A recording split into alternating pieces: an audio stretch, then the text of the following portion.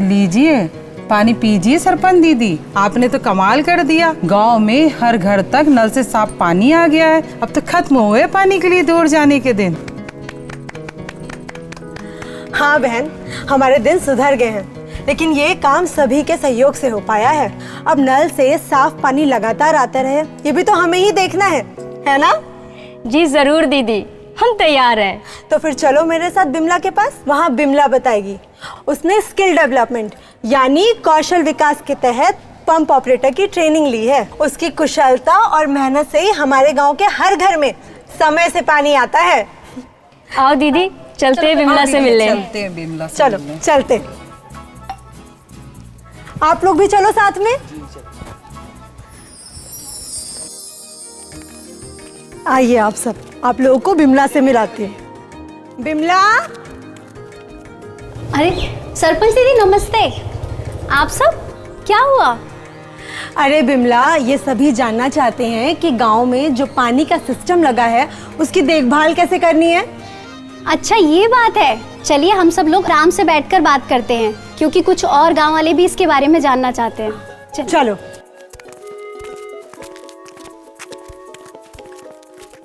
चलिए आप सभी आराम से बैठिए और हमारी बात ध्यान से सुनिए।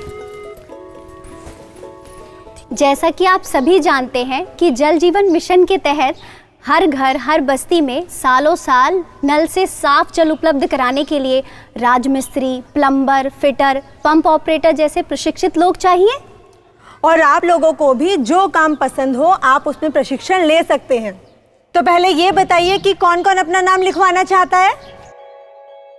बहुत बढ़िया, आप सभी का नाम लिख लिया जाएगा। बिमला, अब ये बताओ, पीने के पानी की योजना के रखरखाव के लिए हमें क्या करना है?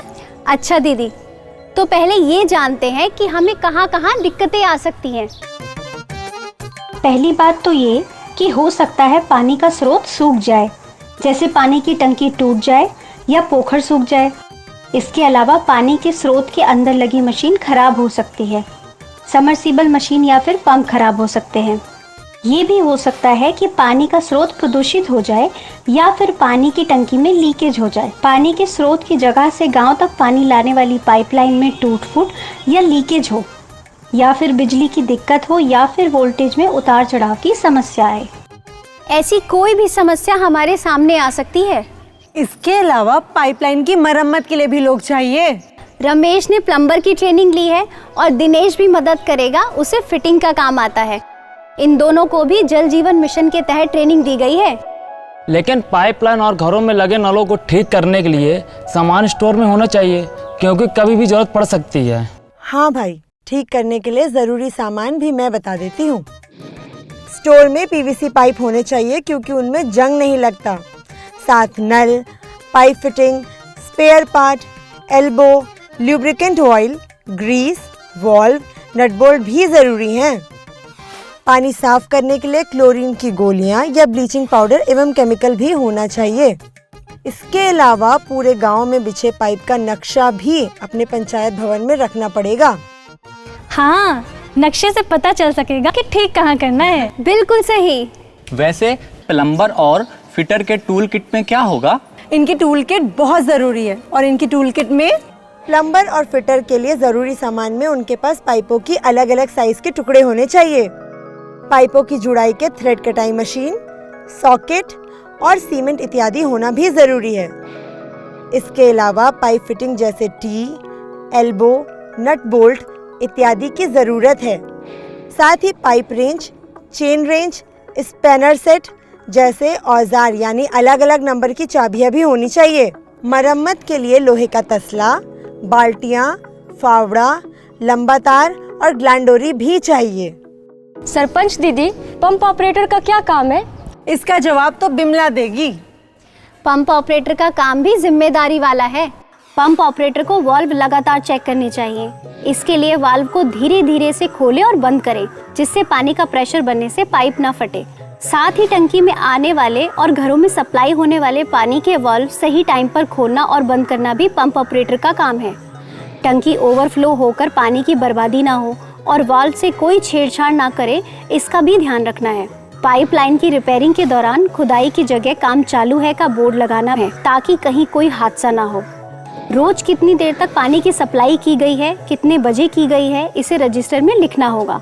अगर पानी की मोटर या बिजली के मीटर में कोई खराबी आए तो उसे ठीक करवाना भी पंप ऑपरेटर की जिम्मेदारी है। सरपंच दीदी, प्लम्बर को क्या क्या काम करने होंगे? भाई सभी के काम की तरह प्लम्बर का काम जरूरी है। प्लम्बर को टूल किट का बैग हमेशा अपने साथ लेकर चलना चाहिए। पाइपलाइन में लीकेज चेक करने के लिए पैदल ही पूरी पाइपलाइन का निरीक्षण करना होता है। कोई भी शिकायत आने पर तुरंत काम शुरू करना, खासकर लीकेज होने पर फौरन जगह पर जाकर काम करना होता है, वरना पानी की बर्बादी होगी और साथ में फटे हुए पाइप के माध्यम से गंदगी भी घुस सकती है। तो समझ गए ना सब? सरकार ने जल जीवन मिशन के तहत हर घर नल से जल पहुंचाने के लिए पानी समिति भी बनाई है। हम सबकी ये जिम्मेदारी है कि हमारे गांव में नल से पानी लंबे समय तक बिना रुके टुके आता रहे और अपने ही गांव के लोगों को इस काम से जोड़कर पानी के सिस्टम को सालों साल चलाते रहें। और हाँ, पानी बचा भी सकते हैं। और इसके अलावा पानी साफ है, पीने योग्य है, इसकी जांच एफटी के किट से करने के लिए गांव की 5 बहनों ने भी ट्रेनिंग ली है। हर जन की हो भागीदारी, हर घर जल योजना को सफल बनाना, हम सबकी है जिम्मेदारी।